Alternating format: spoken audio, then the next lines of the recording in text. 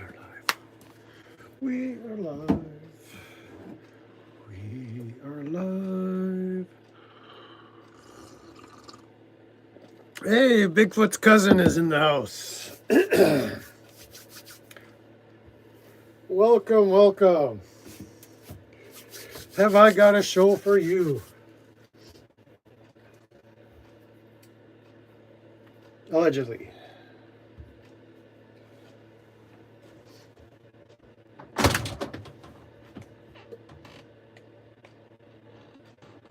What are you doing?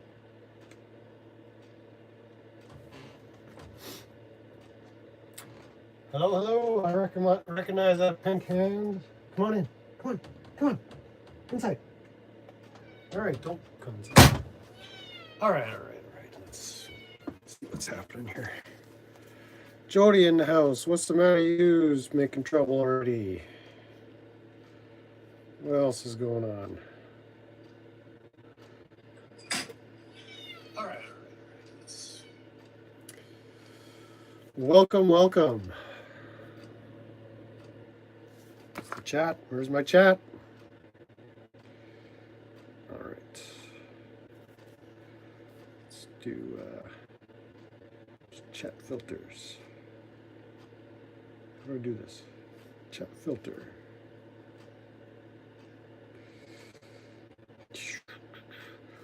I thought we were all related to Bigfoot, according to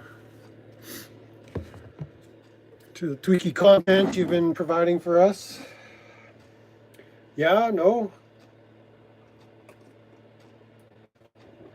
Aren't we all big feet?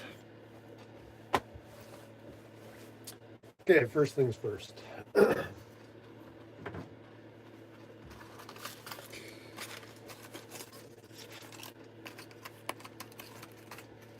Very mild day here.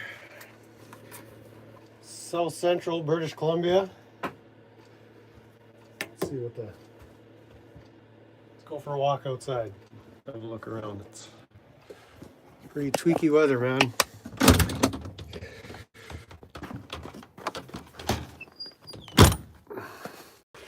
What do we got here? The real odds evens. Welcome. So we got fallen snow from the treetops being dived on. We're working on this piece of engineering excellence. Thank you, Ford. It's a very dull, dreary day.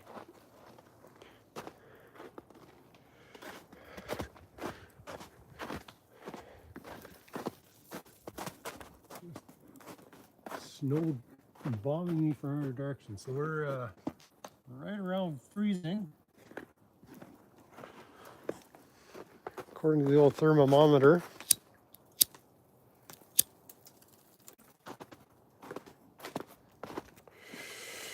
Winter wonderland indeed. It's going to get messy. It's supposed to be above freezing and raining. That chunk of snow just ready to fall on Max's head.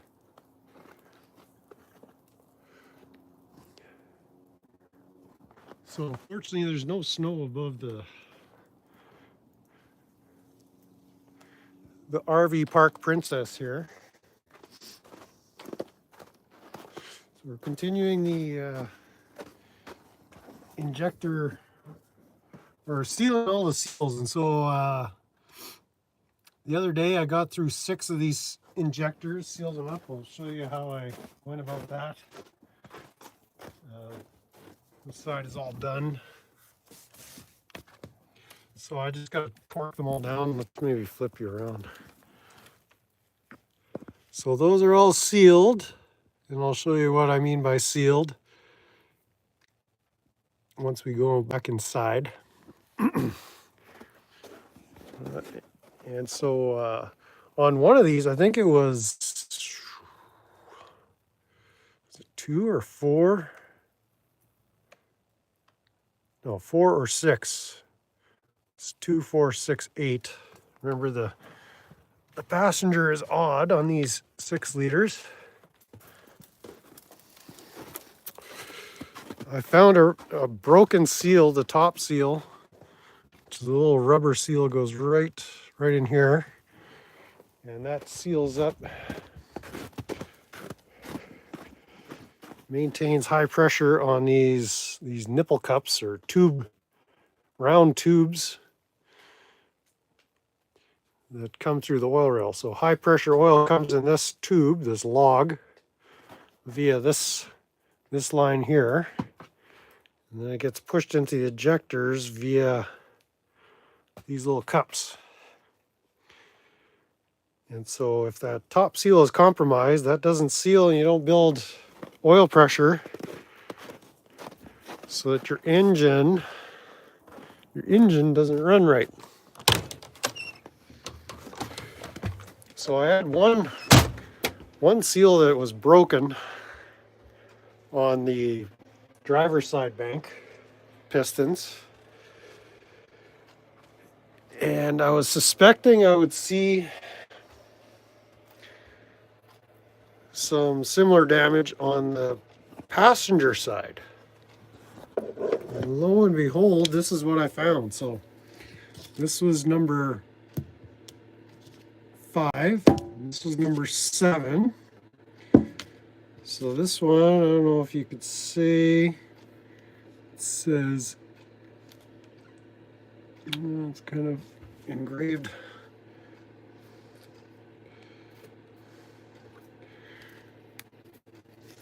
Let's see.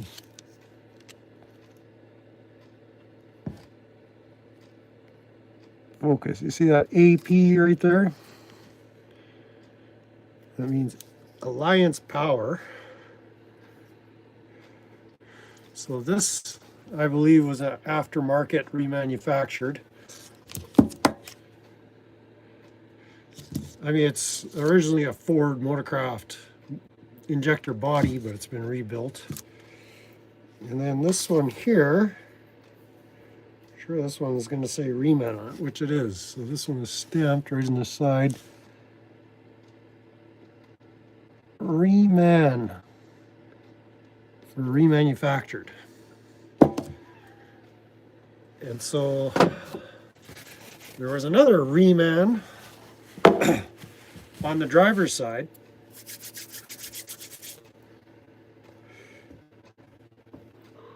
And I'm going to install that one back in because I didn't see anything I disagreed with. But this one, okay, so this one is that Alliance Power. So the old seal is still in there. So we're going to replace that, and then we're going to replace these 2 O-rings as well as this copper crush washer. But if you look carefully inside this one, there is all kinds of destruction. The seal is compromised, the washer is compromised, there's a steel clip that holds everything together that's all shattered. So this injector, I'm going to say, is essentially junk. I don't know how this was operating properly, but I wasn't getting any misfires. No check engine light, no codes for misfires. But this is crazy. I was not expecting this level of destruction. I'll try to maybe dig some of this out afterwards. But we're going to replace this with an injector I have off the parts truck. So this one, as far as I know, was factory original Motorcraft. There's very few markings on these, but they're still in good shape. As far as I know, there was no issues when I was driving that F250 with the 6-liter. But this one is resealable, reusable, so we're gonna chuck this in the Hall of Shame bucket and not bother with that malarkey.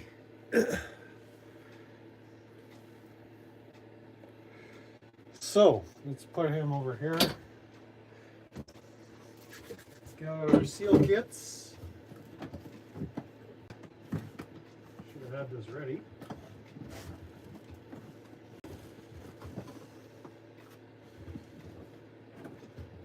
tools ready, I just don't have my seal kits ready.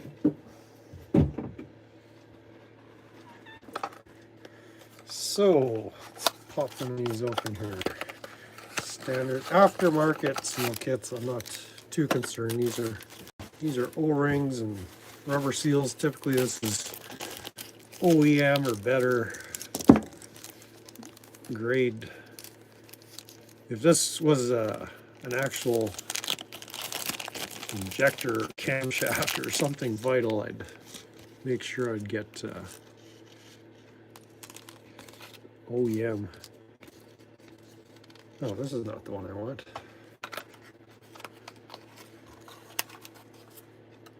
What's going on?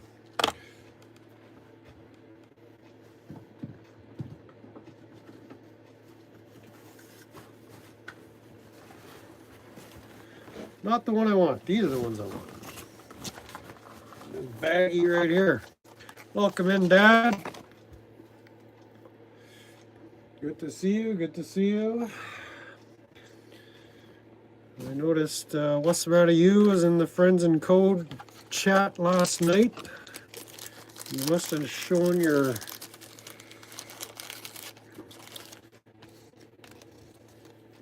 big feet right after I called it quits for the night.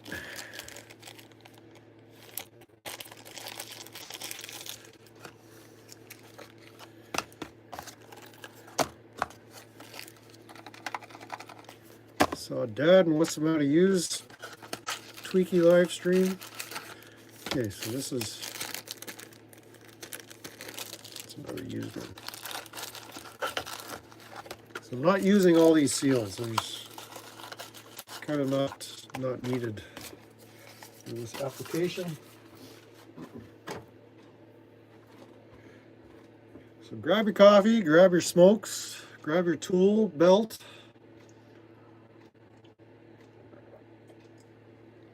And I'll just give you a quick tutorial on sealing up one of these monstrosities here. So there, that's a little better angle.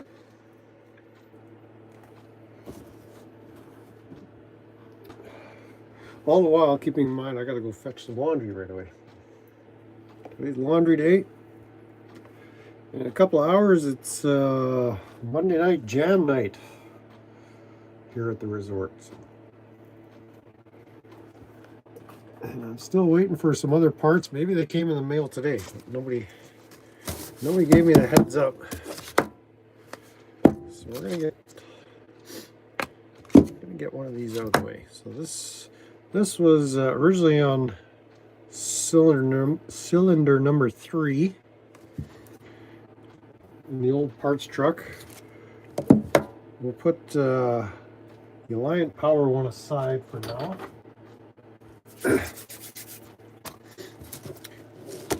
I'll show you the kit first for sealing one of these injectors. Little baggie. Little baggie. It's full of seals.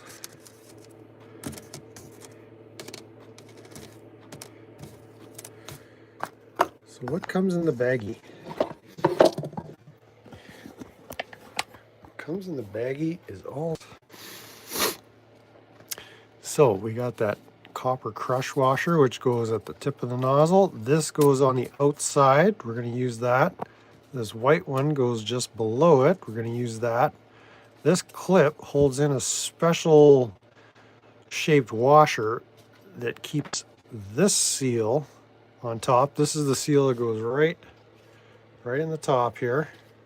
And it's a tricky one to install. The rest we're not going to use, because this blue one goes around the electrical connector here.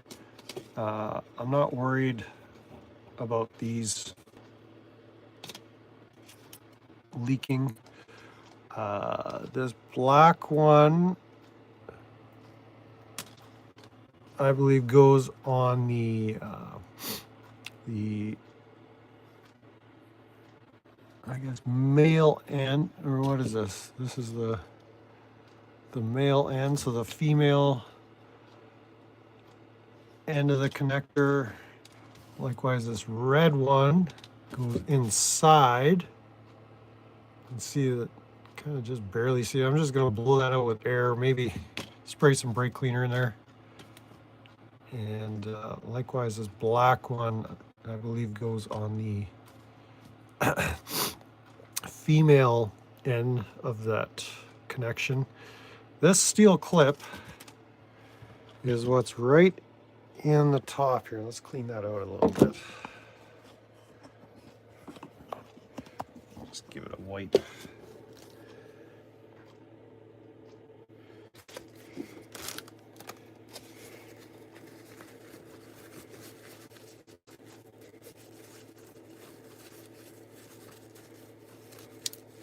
This one has been sitting around for a while.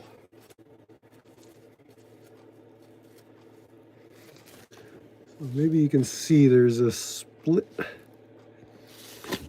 ring in there.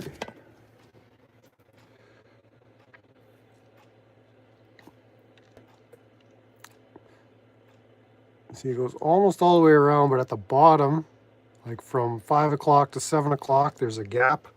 Well, that steel clip is near impossible to remove.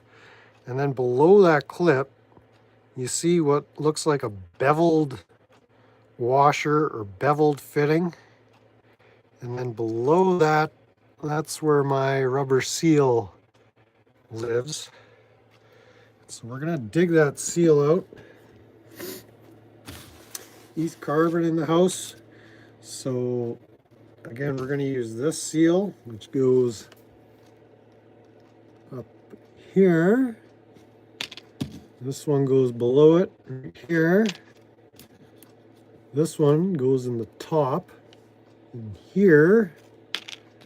And this one slides on the bottom. So first we're going to have to remove all the old seals. So we'll get after that. We're going to put all these other seals we're not using away. We'll just hold on to them. Maybe at some point I'll decide it's necessary. Still at the hospital with wifey. Oh, man, I hope she's getting better. Can't smoke. Yeah, what's up with that? Before you used to be able to smoke in church, smoke in the hospital, you could smoke at the post office.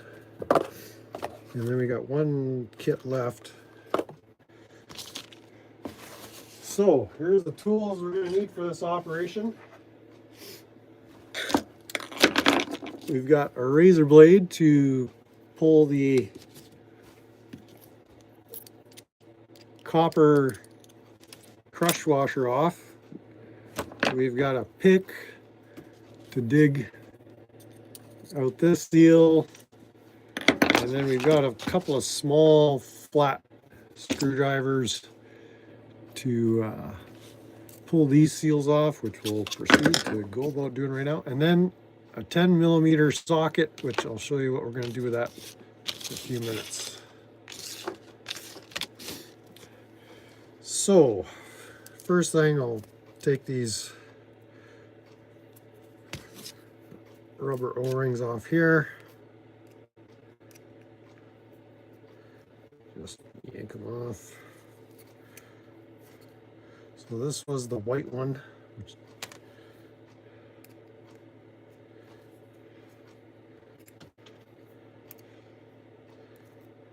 So again, this is the Ford original. It's still in very nice shape.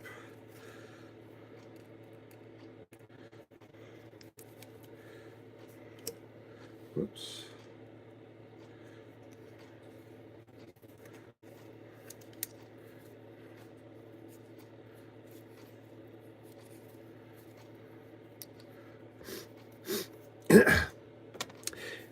And then go explain a little bit how the injector works, because it's kind of a little different from your typical gasoline fuel injector. Okay, let's show you this, but we're just going to get behind this copper washer here and tease it off the tip of the injector. So there you can see it's popped it off a little bit. So we'll just go around it, loosen it up, and he pops right off. Now this one is the fun one. So these have a tendency to break as you pull them out, but it's not a problem as long as you don't get any particles of rubber down the body of the injector there. So we're just digging that sucker out, get them started. Just with a pointed pick.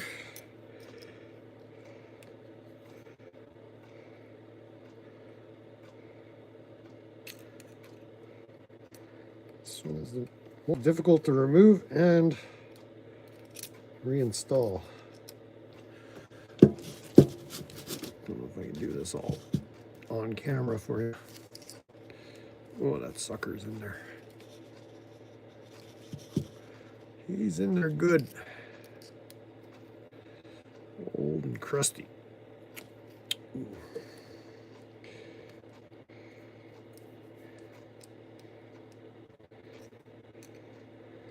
Hard as a carp.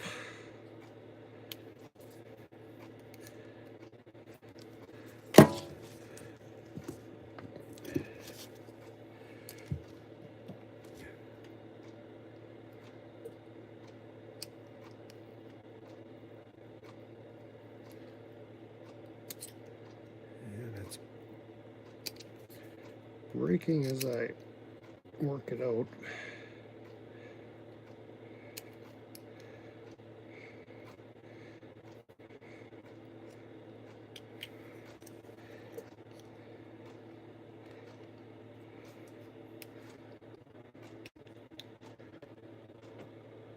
Wow, this one is fighting me.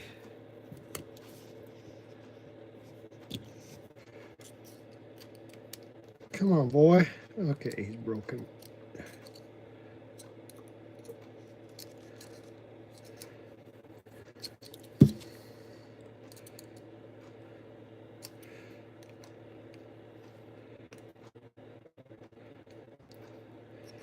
It's broken. It's still hard to get out.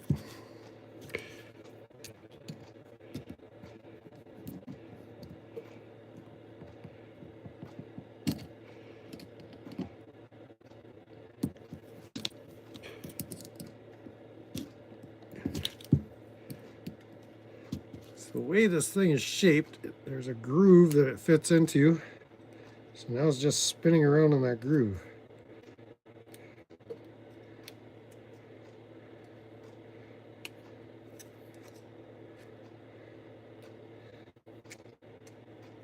Come on, almost.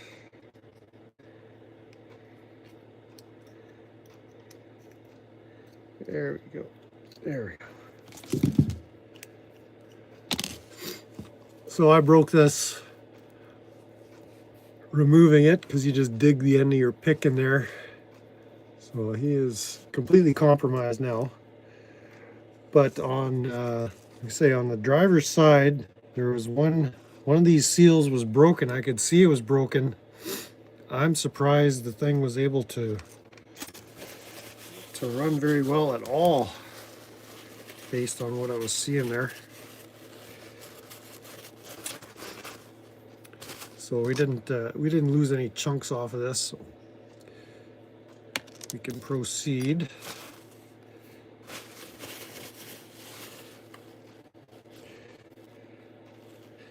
So we have a look inside there, make sure there's no bits of debris or anything.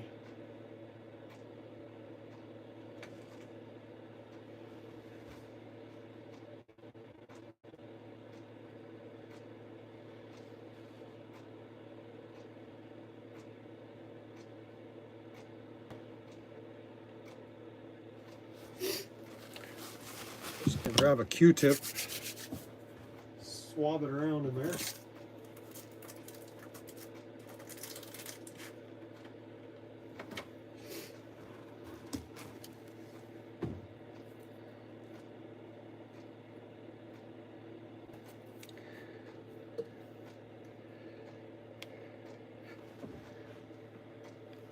Not very good light in here. I think that'll do. All right, time for a bathroom break. I've had 100 coffees already today. So how about you keep yourself occupied for about 45 seconds? I'll be right back.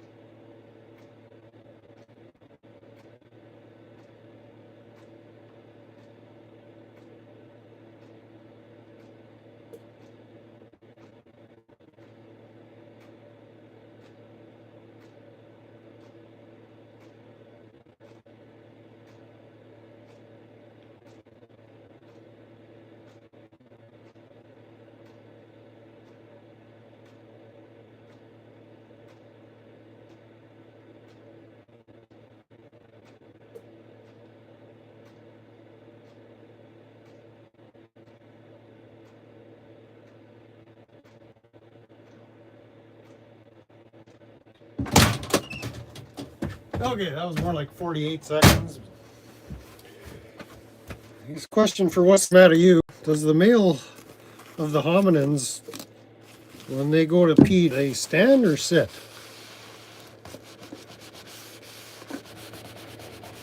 Just curious. All right, I'm gonna get this Q-tip out of here.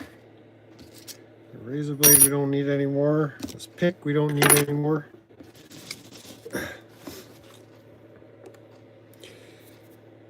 All right, so the trickiest part, and I guess share whatever tips and tricks I got here. Okay, this is the broken one. Don't want to reinstall that one. Let's grab the new one. So right out of the package, it's kind of softish, but we want to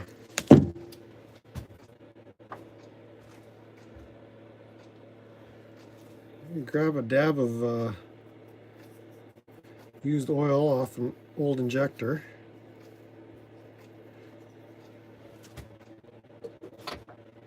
And then we're just going to play with it a little bit, soften it up, just so it's not so rigid, stiff.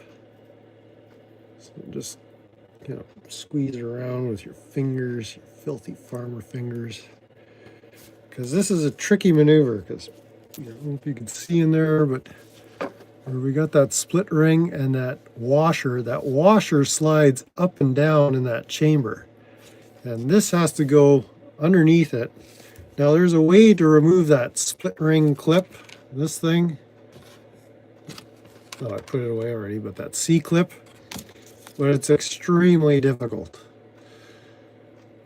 And on that other injector I showed you, it's split right off. So kind of the trick here is after you've played it a little bit, you want to, I don't want to slide that washer up and down in that chamber or that journal there.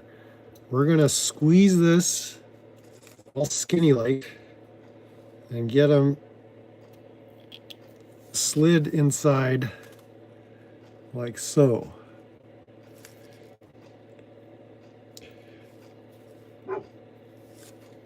And then we're going to twist it so that we're not dealing with the tips of that C-clip, which are kind of here and here, because they could potentially nick the side of the that seal. So this is going to be hard to capture on camera, but I want to get it started Oh, yeah, something else I want to point out. So as you can see, this has a little camera. See that little ridge goes all the way around? And it's basically a little shallow barrel water. But there's a ridge around the center. It's kind of hard to see. Background, is that going to help a bit? So that fits inside a ridge inside the journal. So that's what helps get it seated. And so I just got to play around with it until it gets started into the place that it wants to sit.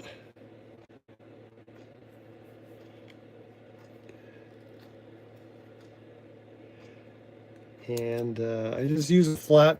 There are tools that are more spoon shaped. I'm just going to carefully do this with a small flat screwdriver.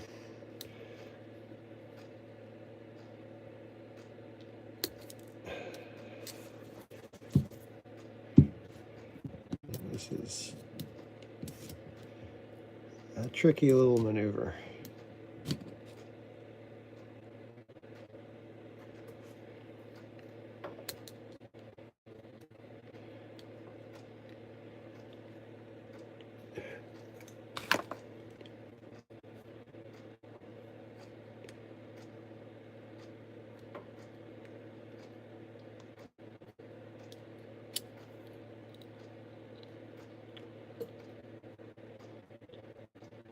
So that beveled stainless steel washer wants to keep sliding down into the chamber.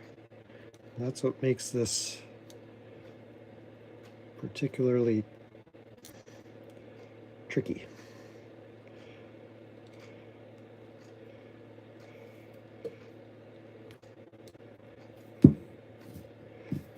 So I've already done 6 of these. It sort of gets easier as you go. But it's mostly, some go in easier than others.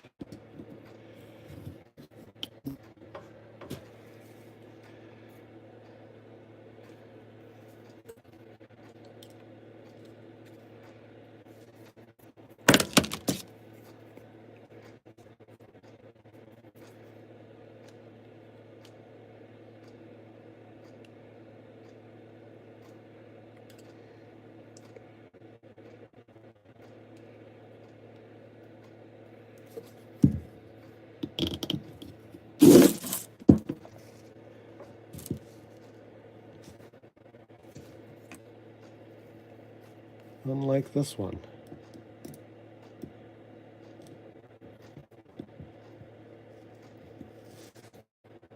Yeah, I'm not going to be stopping for a smoke right away.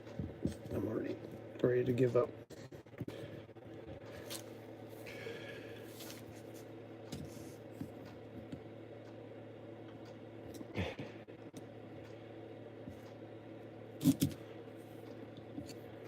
Okay, I think I sort of have it in there.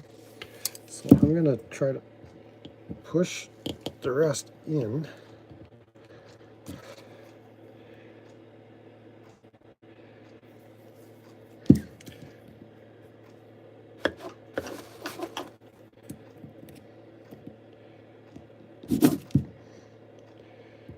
Working on a rather slippery surface here. The other day I was just working on my lap and I was getting my shirt and jeans all dirty. So I'm trying to do this in a manner where I don't get all soiled. Oh, sounds like snow falling on the top of the camper. This one has a nice end. I could try to push this in. There we go. I'm getting there.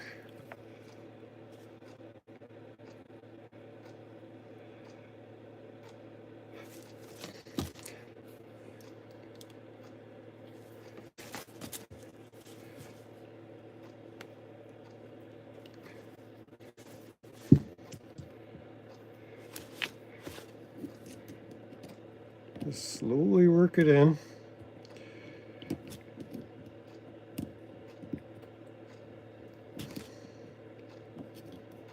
Careful not to damage it. Yeah, if the Snap-on truck would drive by here, I could get fancy. Oh, there we go. So it popped in. So it's in there all the way, or it's in there past the washer. But now I got to work it in there and make sure it's sitting properly. So I'll show you a little trick I do to seat it correctly.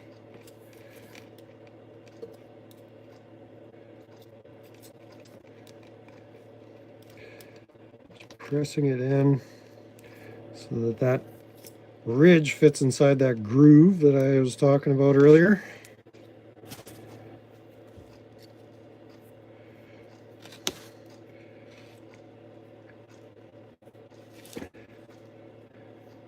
It's actually easier to see this out in the sunlight.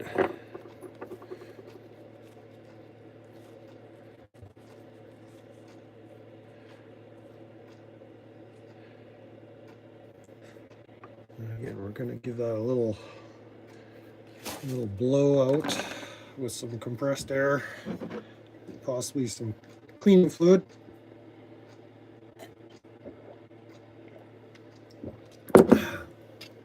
We'll go outside and I'll show you how I make sure it's all seated properly. Usually I do this right at the end, right before I put it in, but since we're working on this right now, I'll show you. Let's see if maybe this angle is better. So it's all in there. But now this is gonna end up fitting in one of these outlet pipes. So we're gonna grab a little bit of oil in this jug. Just put it on my fingertips. And then we'll just put some in the top of the injector here. And wipe some a little bit on one of these here. And we're just gonna gently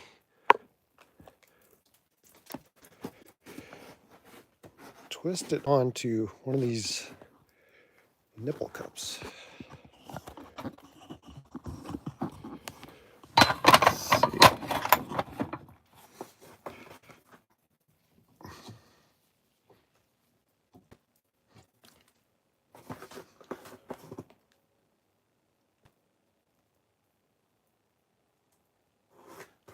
And I could see out in the sunlight, it's not quite where it needs to be.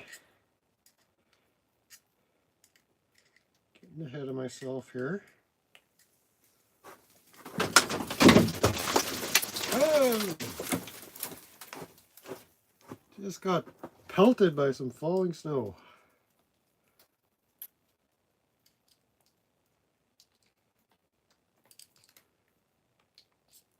There we go.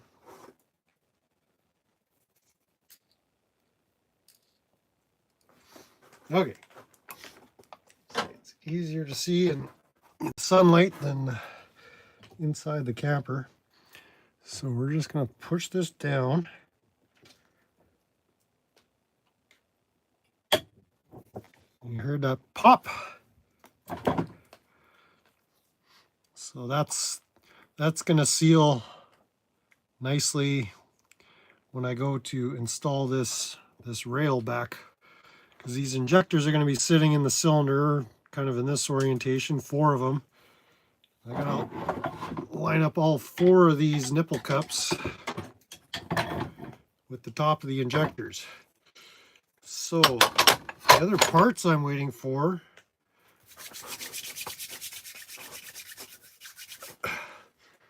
are seals for these snap to connect fittings. So there's a O-ring and backing nylon washer that fits in here, where this, oh yeah, Max is freaking out.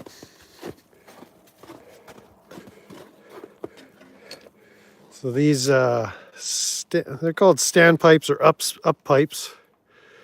So there's a snap to connect fitting. It's very similar to like your hydraulic hoses, the way they snap together. So inside there, there's an O-ring that we're going to replace. And I think it comes with that bottom O-ring too, or the top O-ring, pardon me. I forget which, yeah, that's the bottom.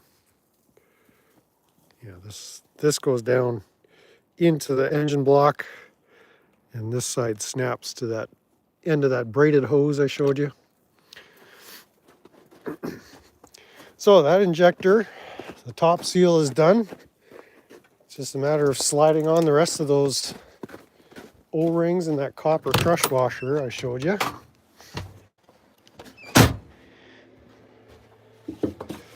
And then there'll only be one more left to do. So this, very simple. It's kind of easier to put the white one on first, because then the black one slides on a little better. Just roll it on.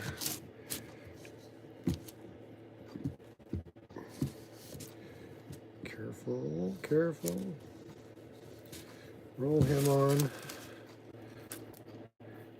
This one will kind of roll over the other one into its next groove.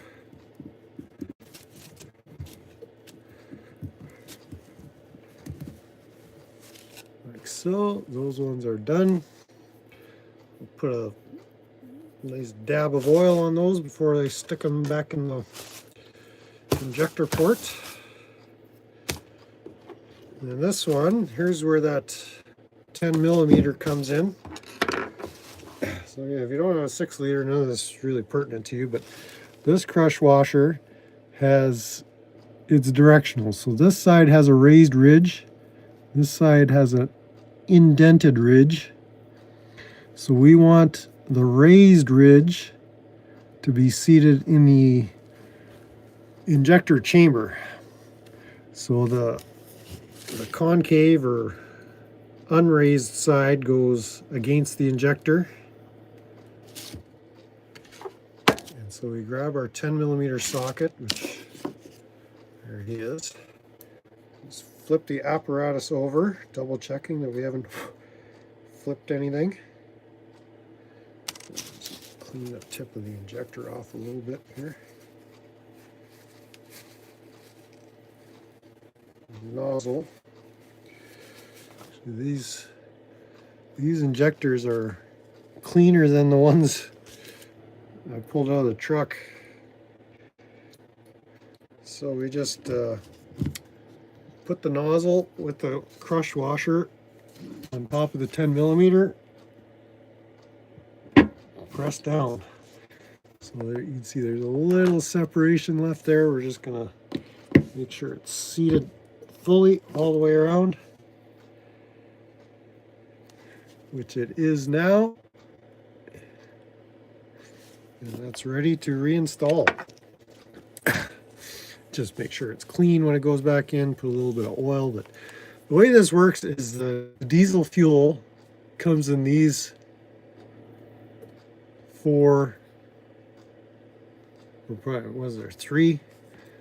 These three screened ports on the side of the injector, and these are sealed off with these O-rings. So there's a fuel rail that passes diesel into the injector, and then at the top of the injector we got high pressure oil that's fed from a high pressure oil pump that actuates the cylinder, that causes the it's a mechanical cylinder that's controlled by the solenoid up here, the coil. And it's very complex, but it's a fairly reliable injector. And so on this truck that I'm driving now, the harness from the fuel injector control module to all these individual connectors, that was all destroyed. So I ended up taking the one off the parts truck, just swapping it right out because it was gonna need too much repair. There were broken wires, bare wires, and it was a shit show. So when I go to reinstall it, I'll give the wiring harness a quick re-inspect. But like I say, I wasn't experiencing any misfires. Unless my check engine light doesn't work. But, I gave it a scan. There were no misfires on the scan. There were a few codes that were stored. I don't know if they're relevant or if they're old codes that I just didn't erase. But we'll look at all those. We'll address all those codes that I came up with. And so there you have it. That's resealing a Ford 6-liter injector. So again, these seals here I'm not too concerned about. As long as they're clean, I'm good with that. So that just leaves me one more to do. I'll do that off camera. There's no need to punish you guys making you watch that all again. And so we're going to do this one. We've got the red plastic tops. This is the Alliance Power, the one with the yeller top, or the gray top. This was the Reman one. So this one we're calling junk. Might be able to get a few bucks for if I had it for an exchange or something. Injector core, I don't know. That's kind of junk. I got five more of the original injectors from the old F250. So this one done. This one has the black plastic clip that holds the solenoid in place. So we'll just set him off to the side there. He's done. And then it's just this one left to do. That's the injectors. So not too hard.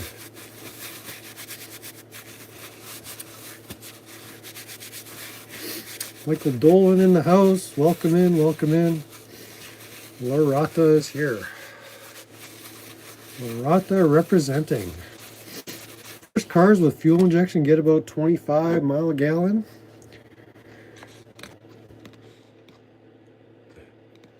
Yeah, don't even get me started.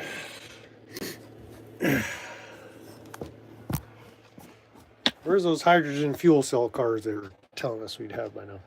Where's the flying cars? Weren't we? I mean, Gen X, even the boomers. Don't you remember the Jetsons? We were all going to be flying around in cars and have robot maids.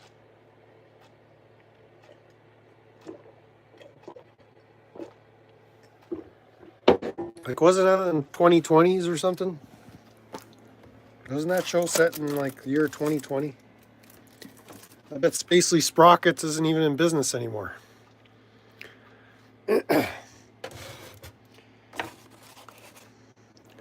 All right.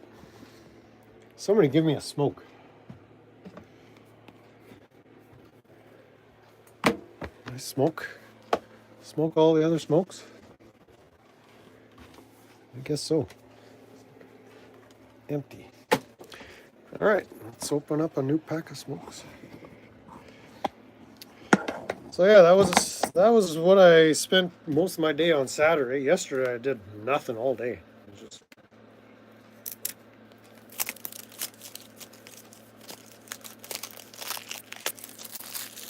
But it was kind of snowy and nasty all day. Today we're just in between the snow that ended overnight and the rain that's supposed to be on its way. So figured I'd do a little bit of work under the hood while I had this window.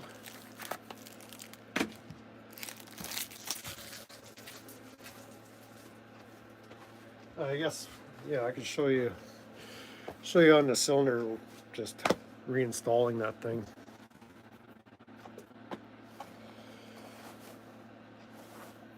So I do gotta close that hood up. So let's maybe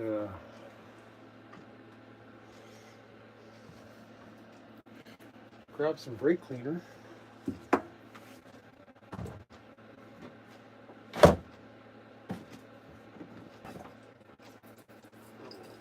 Empty.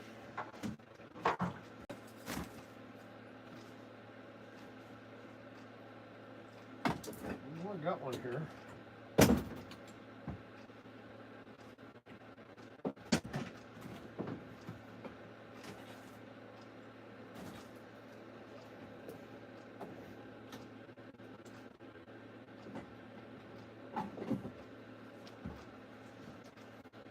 Here we go.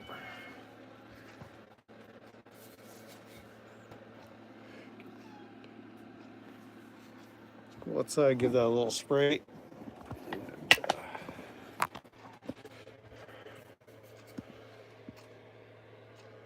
We'll reinstall where it needs to go.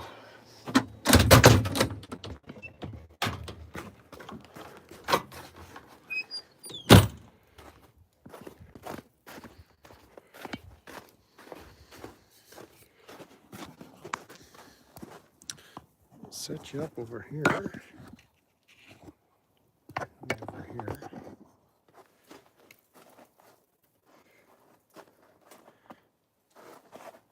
Be very careful with the smoke here, but we're just going to spray up in there.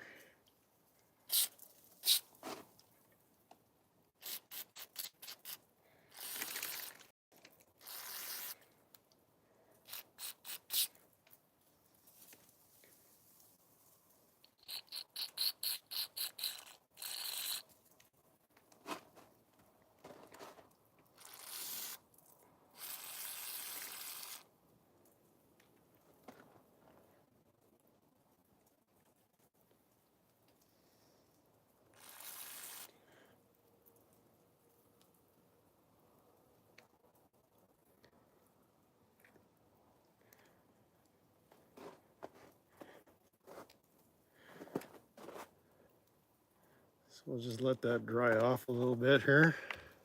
That brake clean evaporates pretty fast.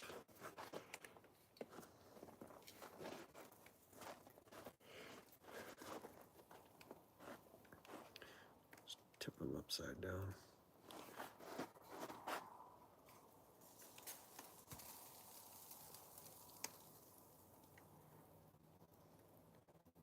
It smells pretty clean here.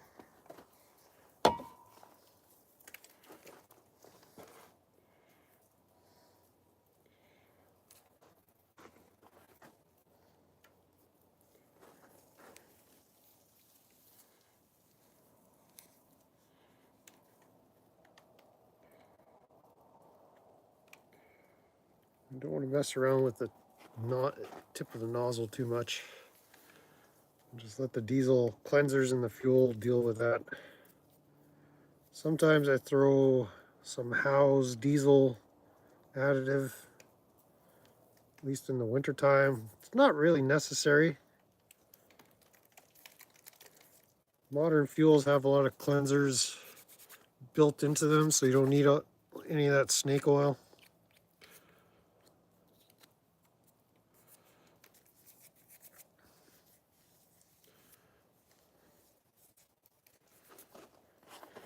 We're just going to put a little bit of oil on those O-rings.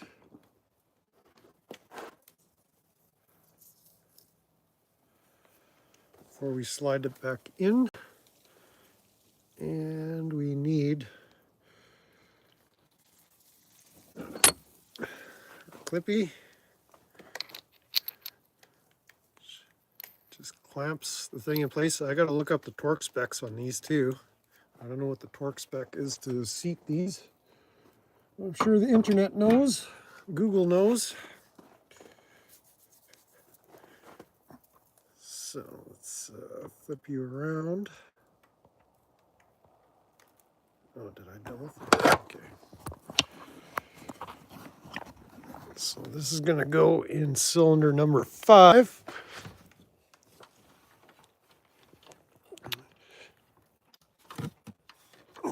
there's an opening. Oops. I'm just feeling around in here.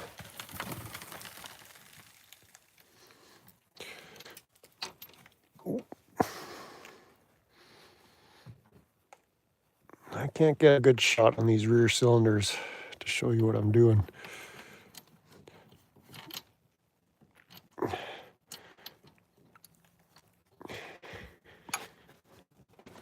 Even doing this one-handed is not the best idea.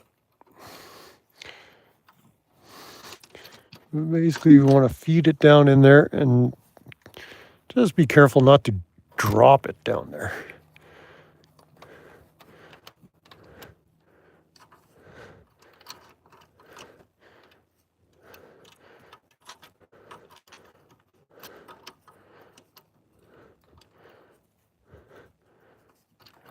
This needs to be up.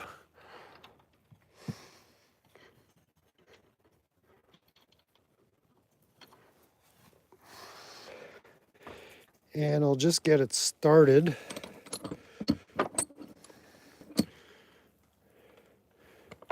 I'll get these few threads started, just so it's clamped in there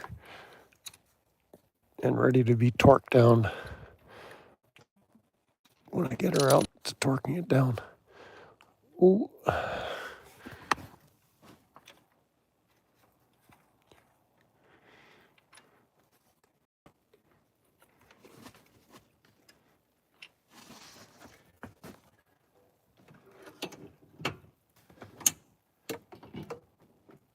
Drop my socket in there.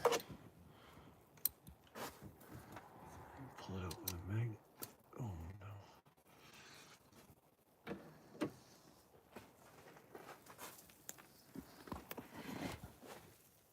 Okay, I'm gonna set you down.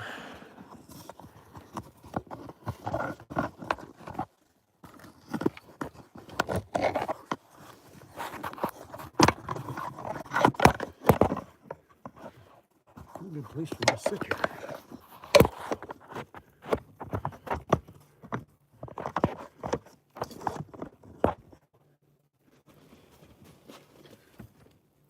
Feel around in there.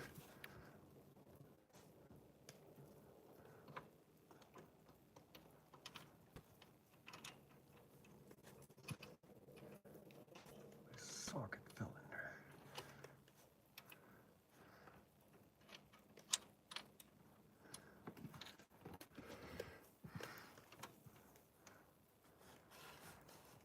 Magnets in there too. Pull the whole works out, start again. Start over.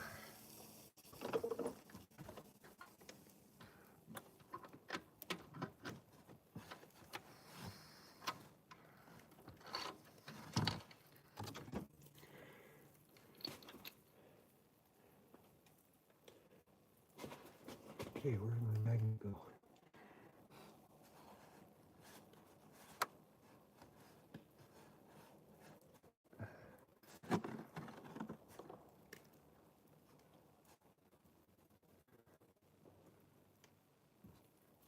Oh, right here.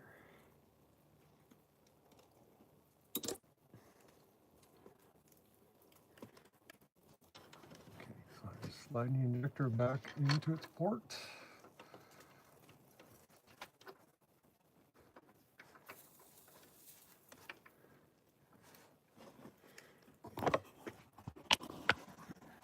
Kind of just see when it's, or you can feel when it's sitting in there properly. Take the old number 40 Torx.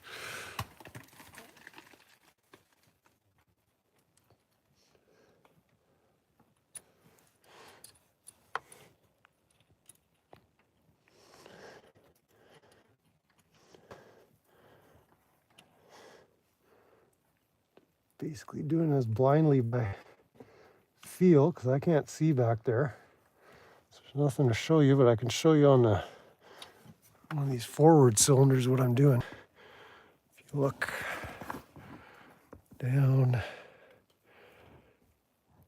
here, no, not very good light at all. The clamp is just kind of cocked off at 8 o'clock position relative to the injector.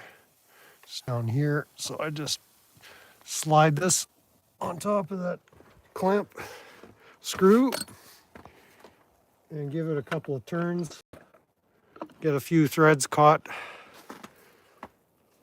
and then I'll go back and do the final torque when I'm ready for the reinstall, or the final torque. So we're just going to cover this up because I don't know if I'm going to get back to that last injector before it gets dark.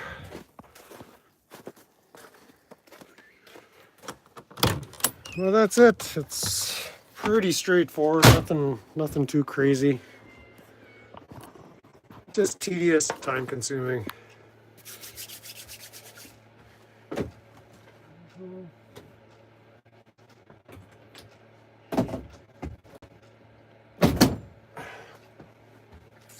Not too terribly dirty, but I will have to wash my hands before I go back to picking my nose.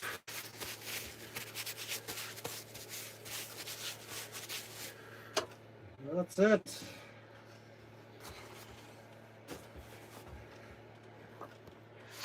So to do one injector, I had it down to about half hour per injector as far as resealing them. You know, from the time I take it out of the truck to putting it back in.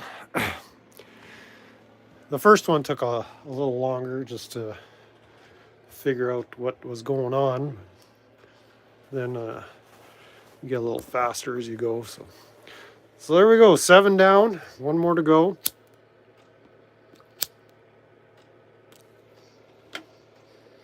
So I'm just waiting on my O-rings for those snap to connect fittings.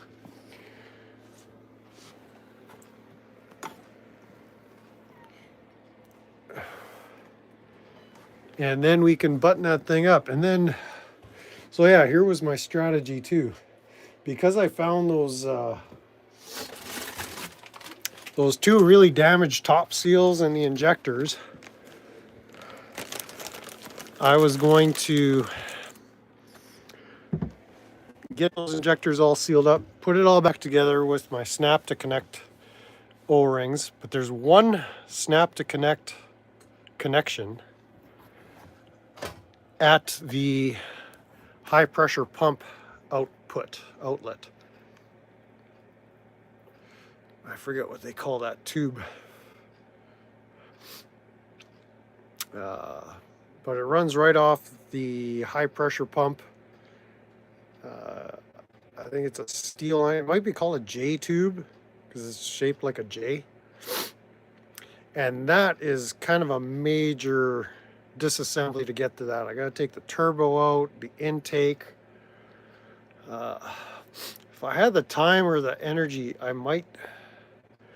what I would like to do is modify my intake, because on the early 2003, 2004 6 liters, they put a crossover bar at the back of the intake that doesn't really serve any purpose as far as I can tell.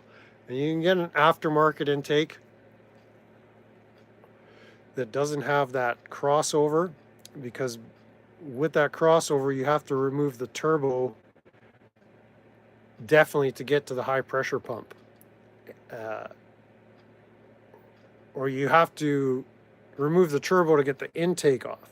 The intake would have to come off regardless, but I'm thinking that thing could be modified. It's just a big chunk of aluminum, so I don't know any welders around here, but maybe if I get around to it, if I do have to take the intake off, I might get it modified, just cut that crossover port. It doesn't serve any purpose as far as I can tell. And the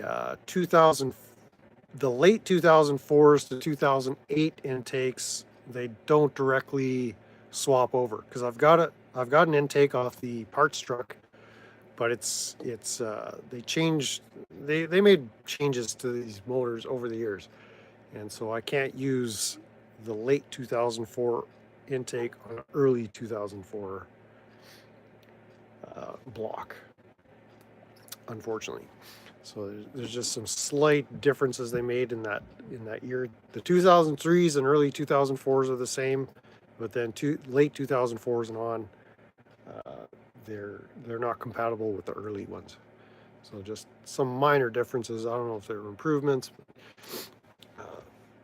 but that crossover on the back of the intake, it was kind of deemed it doesn't serve any purpose. So I'm thinking I could just modify my intake.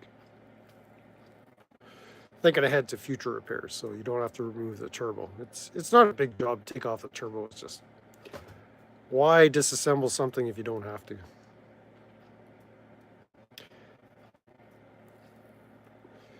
And that's that. So just a few more seals to replace. So yeah, I was gonna reinstall the injectors, reinstall those logs with all the new O-rings in it, and then once that's sealed up, I can repressurize the system with my compressed air, and if there's no leaks, then I'm just gonna put the valve covers back on, reassemble it, and fire it up. If there are still leaks, that would tell me the snap to connect fitting on that J tube I was telling you about. That one is the only thing left that would be leaking once I've got all these. Or I guess it's possible those nipple cups. Let's go have a look at those.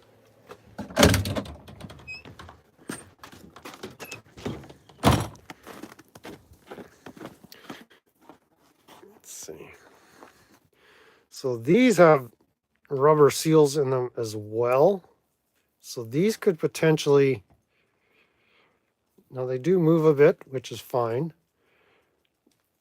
But those have rubber seals. It's rare for them to fail, because it's like the weakest link in the chain is going to break first, and those are not the weakest link. The weakest links are those top seals on the injectors and those snap to connect O-rings, and there's other places that are going to burst first, where they're going to be compromised well ahead of those seals. So I'm not too worried about having to reseal those. I guess it's possible, but not likely. Based on the carnage I found on those other injector top seals, the system's not going to produce enough pressure that everything's going to fail. Like once you've got a compromise, then that's kind of it. You got to just find the seals that need replacing. And I'm going through all this trouble because last time I was working on the high pressure system, replacing the high pressure oil pump, I didn't do anything with the injectors. So I didn't know what kind of shape the injectors were in, other than I wasn't getting any check engine lights or misfire codes or nothing like that. So I just slapped it back together, and I had air tested the system once I put that high pressure oil pump in, and there were no leaks. So I thought I was good to go. So now that I'm thinking of it, I believe it was that remanufactured one on the driver's side bank here. Cylinder number 4. This one is different. That's a remanufactured one. I believe that one is the one that was destroyed. That top seal.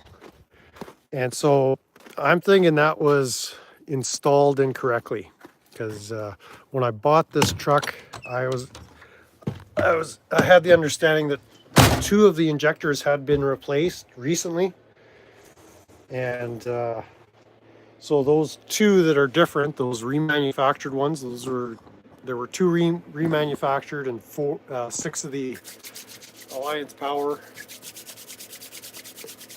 injectors. That one gray colored one, gray plastic clip, that one was destroyed. So I think it was just installed incorrectly. So yeah, for whatever reason, that one, I'm pretty sure it was that one. The other ones were all intact. Other than this last one I showed you where everything was busted apart. Let's maybe pull this one apart and see what kind of garbage is going on here.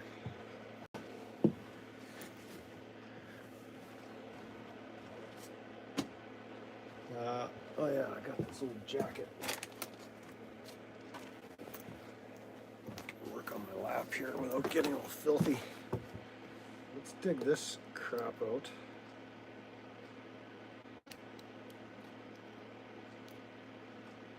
This is a shit. Oh my, the whole thing just, oh my gosh. Disastrous.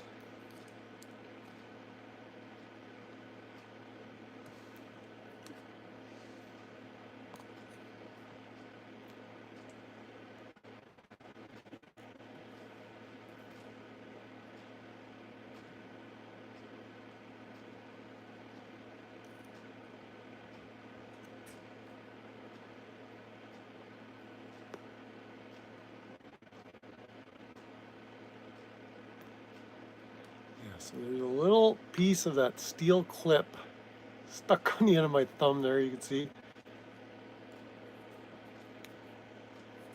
There's another little fragment here. Oh, I'll show you what I got on the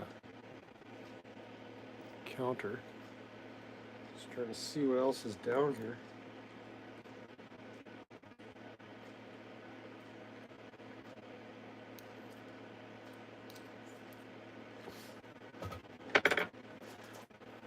The problem is I don't know where all those parts ended up going.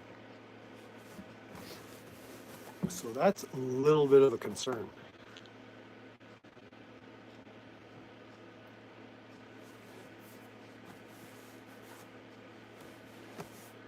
But here's the seal.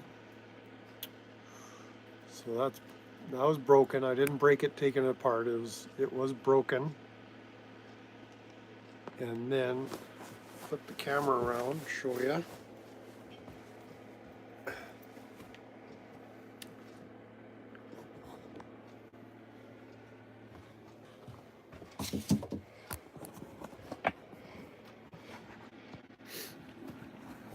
So this is that funny shaped washer.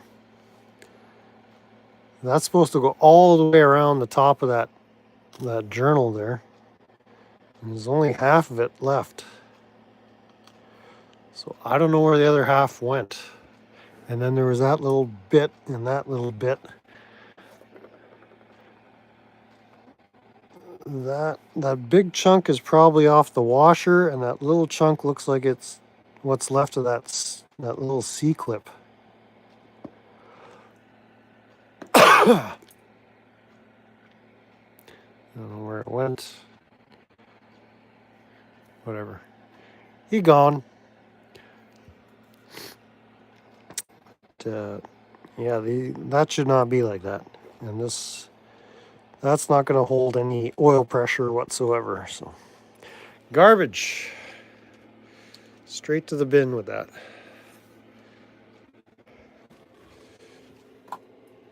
There we go. So again, that was the reman. It's essentially trash now. I don't know if anything went inside there. If it did, this thing needs a complete rebuild again. If it ended up elsewhere, that could be problematic too. So maybe I'll take a closer look inside those fuel logs. They're called fuel rails, but they hold oil, so it's a little.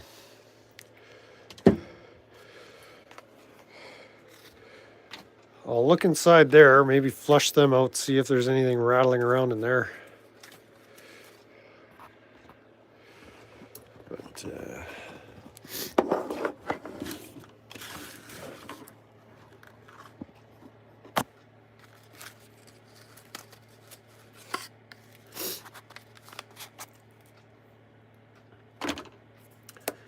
But But yeah, we're making progress slowly. We'll have a vehicle back soon enough.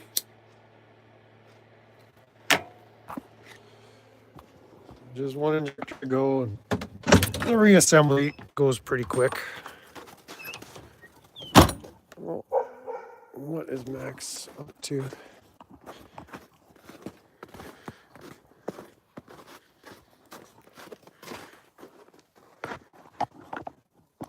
So I'll just let you partake in the majesty of the Winnebago while I take another pee.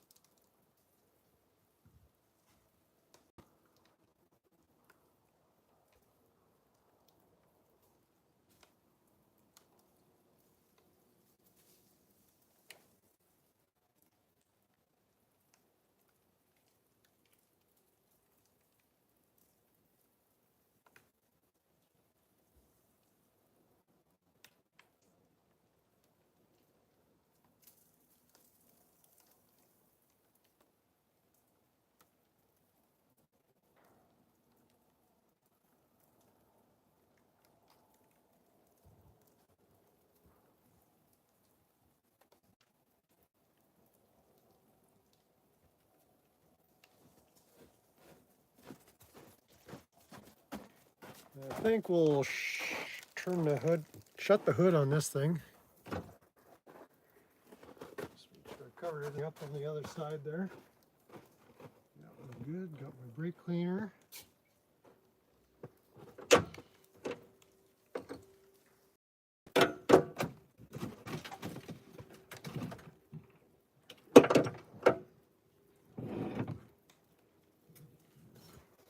Close the hood on you guys.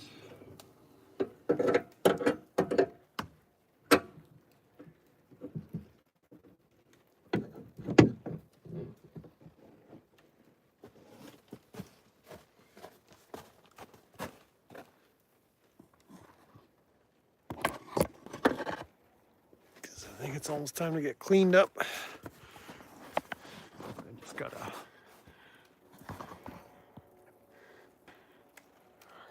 ratchet, propping the hood up, keep everything sheltered.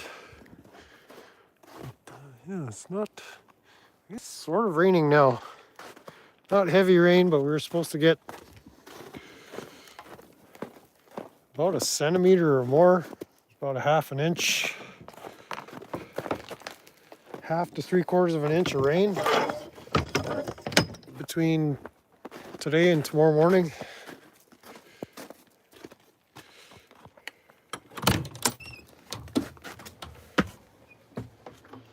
So potential to get quite messy.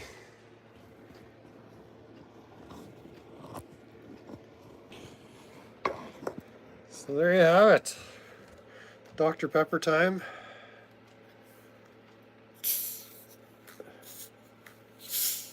Questions, comments, concerns?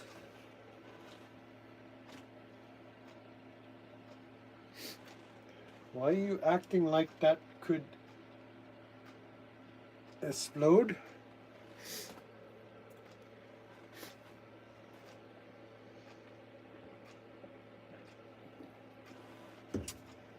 I'm always on guard for explosions.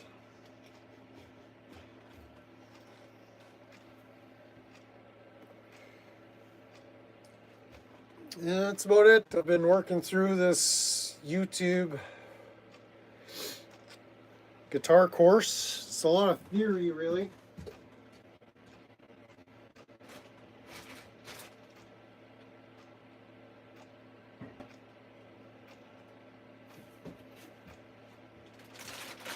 Been doing a little bit of listening. This is what I got on the turntable right now.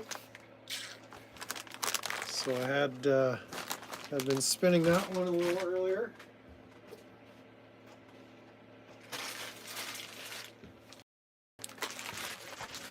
As well, the local gas station, I found a CD rack, the old gas station CDs. Picked this baby up. See that one? Black Sabbath debut. So it's still in the wrapper. We'll give that a listen to one of these days.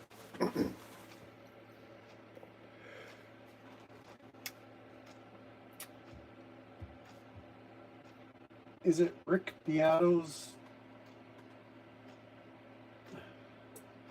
guitar course? No. This is Scotty West. It's called Absolutely Understand Guitar. So a lot of it is a refresher in the theory. I'd gone through a lot of music theory when I was taking piano lessons as a wee child.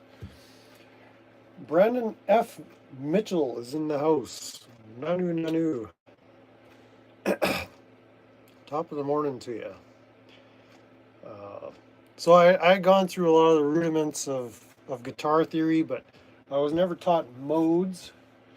And so Scotty West goes very in-depth into intervals, scales, modes, a lot of really good information. So I haven't been doing a lot of noodling other than practicing some scales and seeing how modes work, but really working on scale fingering.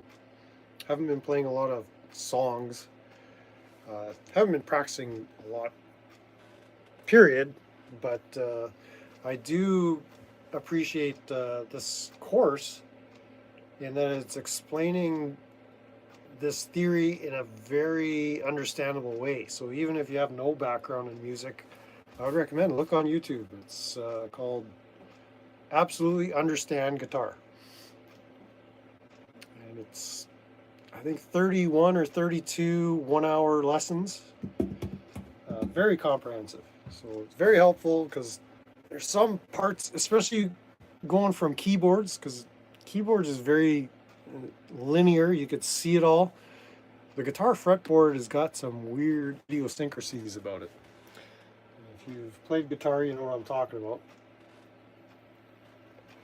So this is kind of unlocking the mysteries of the instrument known as the guitar from a theory standpoint, and it's good for me to have a refresher on that musical theory of the, just in general for performing and songwriting and all that stuff.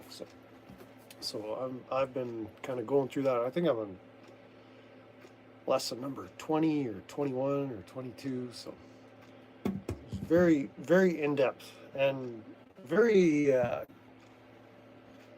logical way that it's presented. So it makes sense the way he's presenting. I've tried to follow Rick Beato with some of his ear training, and it's sort of like he assumes you know stuff that he hasn't explained, unless maybe if you've read through his books and taken his course. So I can't comment on Rick Beato's course, but the videos that are instructional, if you haven't gone through his material, you're kind of not really following what he's doing in real time. So it's a little difficult to follow along with Rick's YouTube content if you haven't, I'm assuming, gone through the content that he sells through his website. So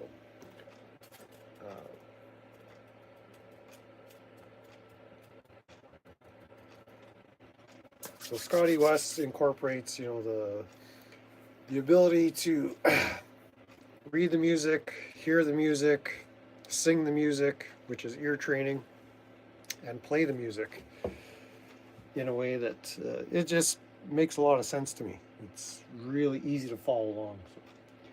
So if you're interested in that kind of stuff, go check out Scotty West. But the channel, it's not Scotty West, it's called Absolutely Understand Guitar. So I've been finding it very helpful. This Q-tip can go bye-bye. Just cleaning up a little bit.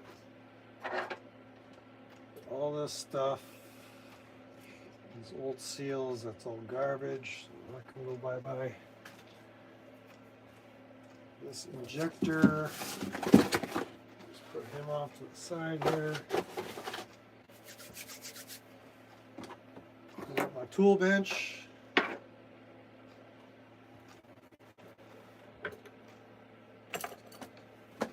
Okay, we're good to go.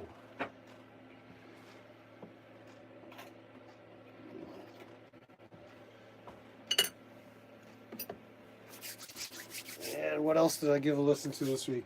Running on Empty, the Jackson Browne album. Should give this a wipe. Which is the last one I need here. Here we go. That's my last kit for the last injector.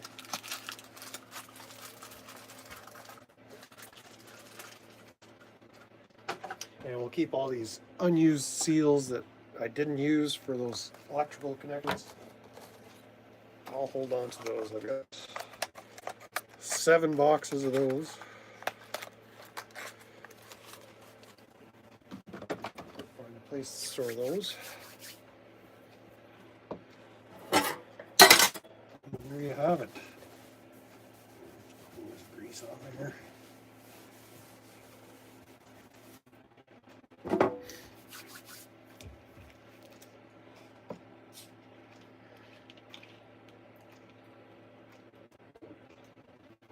Still waiting for my voodoo piggy to show up. So it turns out I'm waiting for it to be mailed out. Friends and Code has yet to ship it. So any day now, I'll have my voodoo piggy. And any minute now, I hope to get those seals. Let's see, I have to check the front desk if any mail came in for me. Jackson Browne albums usually have one great song and the rest of the album sucks. I tend to concur. Running on Empty has got the title track and of course the loadout and the stay. So those are two kind of bright points on that one. So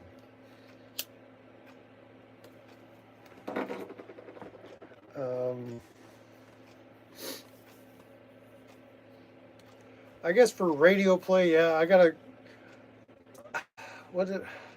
I kind of just gave. I don't know if I re-listened to. I think side 2 a couple of times. With side 1, I just gave it one spin, so I wasn't really listening to the other songs for the musicality. Just I don't recognize these songs. They're not radio play songs, so they're not entirely familiar, but. As I said in the last week or so, really been getting into the David Lindley stuff, El Rayo X, and finding lots of cool live clips and whatnot on YouTube. So kind of just want to give it that Running on Empty another listen or 2 or 3, just to hear the different instrumentation and whatnot. A lot of those songs were just recorded kind of here, there, and everywhere. They were recorded in hotel rooms, recorded live, either in concert. Very, very few tracks actually seem to be, let's go in the studio and lay down some tracks. It's sort of like, here's a performance. Let's just play it and record it. So, and Mr. Browne himself, very gifted musician. So, as well as songwriter. So, there's probably a ton of songs written by Jackson Browne for other artists that I can't think of any off the top of my head, but I do believe he's written for other artists. Some big hits, so I'll have to do some digging, some research, find some musics that are credited to Jackson Browne but performed by others. But yeah, everybody loves Jackson Browne. So. Seems like a really swell guy. And what else we got? So it's 3:15. I gotta see what time this jam starts. I gotta haul my guitar over. Oh yeah, I was looking at some improvements I could make on my guitar as well.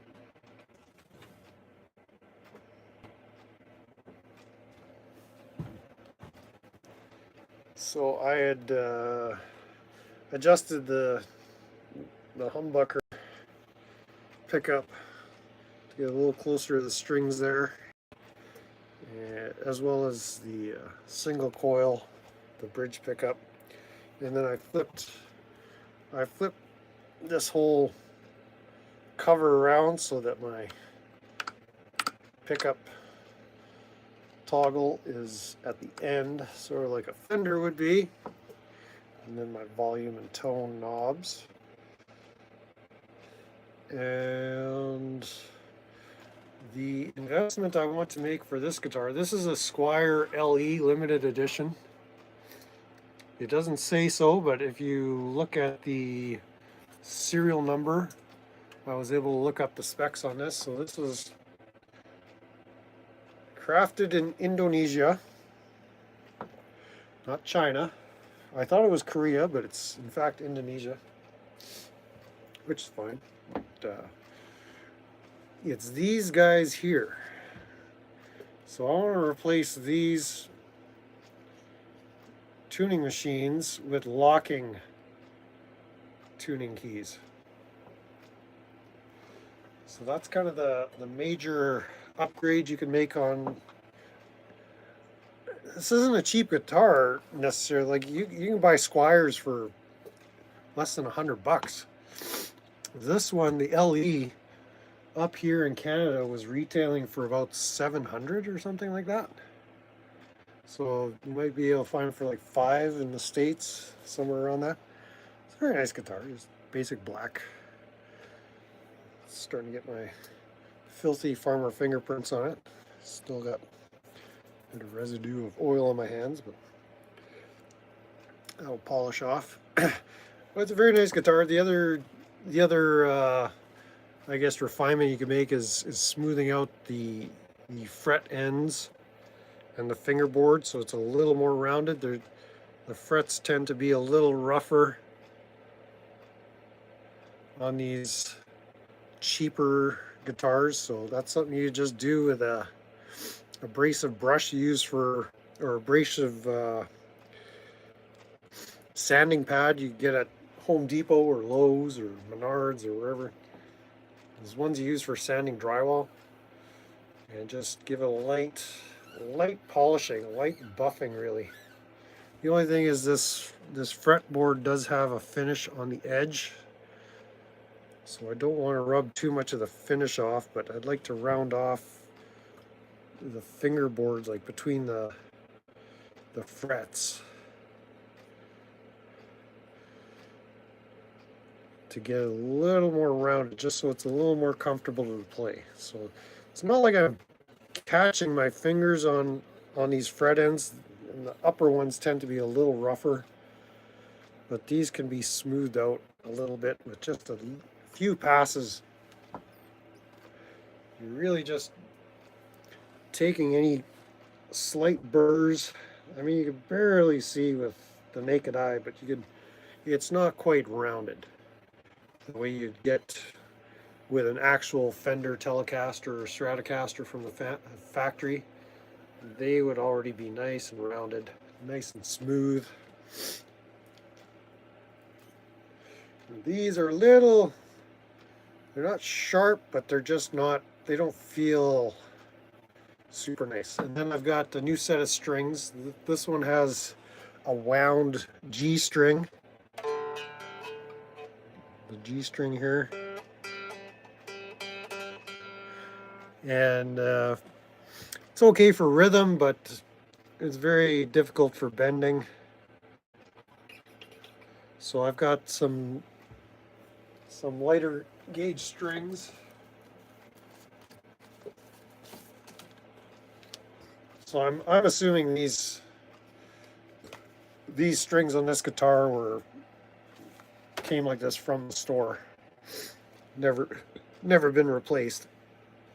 So I've got some Elixir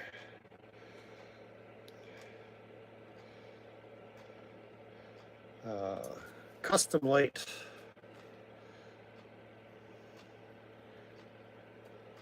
So these are some new strings I'm going to put on, but I think I'll wait until I look into getting these locking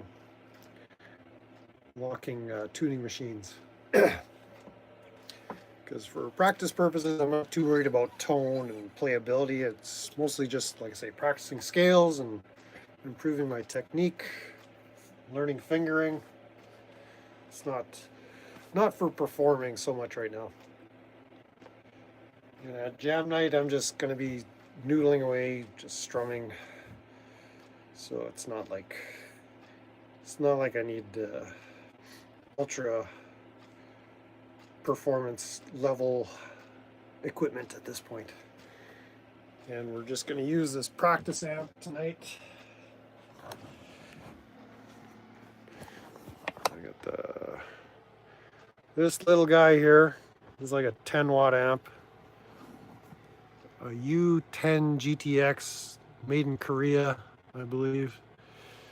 And then this is the one I bought with the guitar. This Marshall, where is it? MG30 FX. I don't know if it's a 30 watt. I thought it was a 70 watt, but I could be wrong. But this amp has some nicer tone, but I'm not lugging that all the way into the main. That's too much amp for the size of room that we're playing in. We're just hanging out in the cafe, noodling around. So that little 10-watt practice amp is all we need. And there you have it. That's my Monday. How's your Monday going?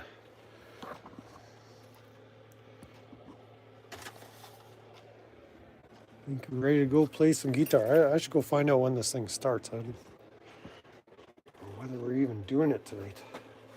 As far as I know, we were supposed to do this, but it was kind of unclear whether we were doing it at 4 o'clock or 5 o'clock or 6 o'clock. Last time I showed up at 6 o'clock and they had started at 4. So nobody told me. Nobody told me what time it started. And I didn't ask. Whatever. It's all good. Close this off. Since the heat in that back part for no reason. And that's it. There's a Tweeky 6-liter repair. Oh, I should go get my laundry. So yeah, let's say goodbye. I gotta go scoop my laundry, wash my hands, and we'll meet again on the other side. We'll see you on the dark side of the moon. Stay tweaky, everybody.